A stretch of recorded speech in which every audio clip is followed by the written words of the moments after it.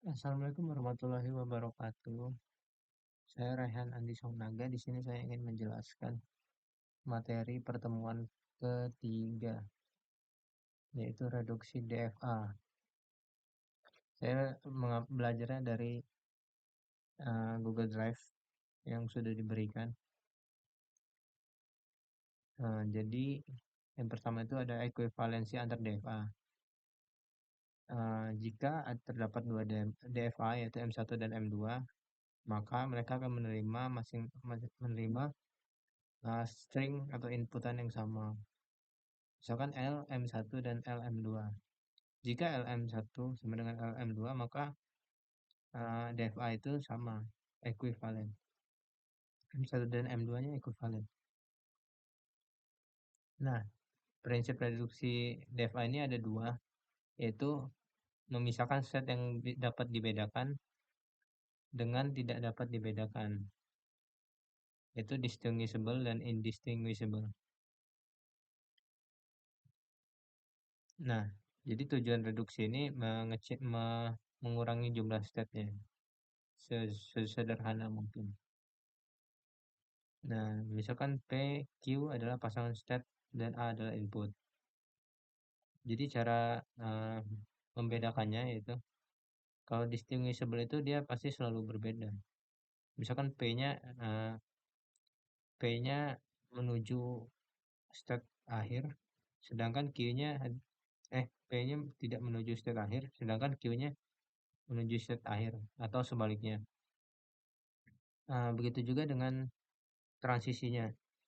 Misalkan P diberi inputan A tidak menuju state akhir, sedangkan transisi Q state Q diberi inputan A akan menuju state akhir.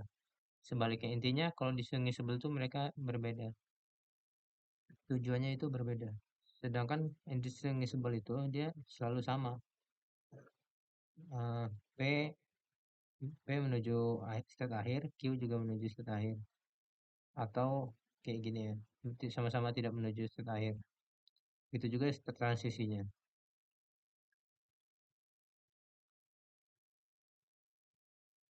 Nah, jadi langkah-langkahnya itu saya ada yang lebih lebih bagus. Saya menemukan PowerPoint ini di Google. Langkah-langkahnya itu yang pertama identifikasi step kombinasi step. Misalkan ini ya, Q0, Q1, Q0 dengan Q1, Q0 dengan Q2. Ini step-step stepnya dipasangkan.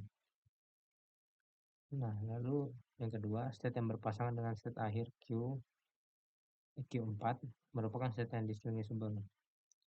Dari diagram ini kan state akhirnya Q4 ya. Nah, yang selalu berpasangan dengan state akhir itu sudah pasti distinguishable. Lalu ini, jika masing-masing state mendapat input yang sama, maka bila satu state mencapai akhir dan tidak mencapai state akhir, maka dikatakan distinguishable. Nah, jadi kalau mereka berbeda distinguishable. Maka Q0, Q2, nah ini totalnya. Q0, Q2 distinguishable, Q0, Q3 distinguishable. Ini, nah sedangkan Q1 dan Q2 ini dia dia selalu sama. Misalkan inputan satu dia sama-sama menuju state akhir, sedangkan inputan 0 dia sama-sama tidak menuju state akhir. Maka dia diberi indistinguishable. Begitu juga dengan Q1 dan Q3, Q2 dan Q3. Nah, jadi yang dipasang-pasangin tadi itu udah dikasih tanda distinguishable atau indistinguishable.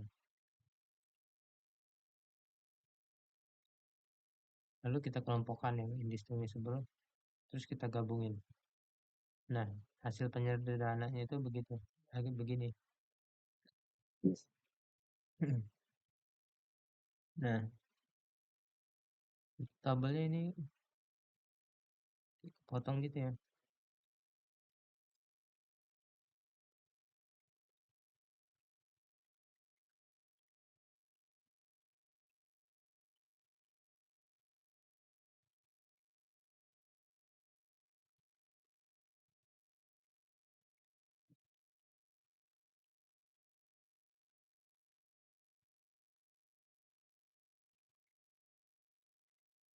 Saya nggak tahu nih kenapa begini tabnya.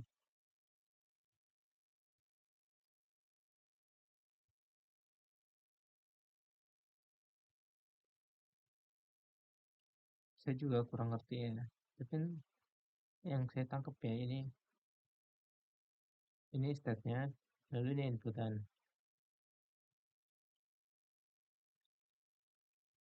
Nah, misalkan di Q0 kan Q1, Q0 diberi inputan 1, Q3.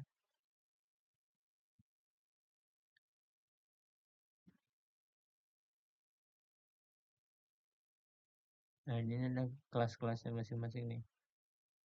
Ada kelompoknya. Terus kita bagi lagi Q0 dengan Q0 diberi inputan 0 adalah Q1. Nah, Q1 itu kan kelompoknya 1 ya. Jadi diberi 1, Q1 diberi inputan 0, Q2, satu lagi, dan seterusnya. Nah, lalu yang ini nih,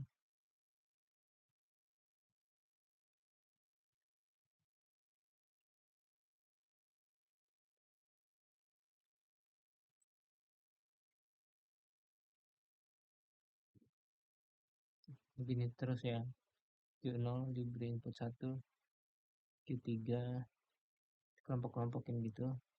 Dan ini hasil akhirnya. Ini.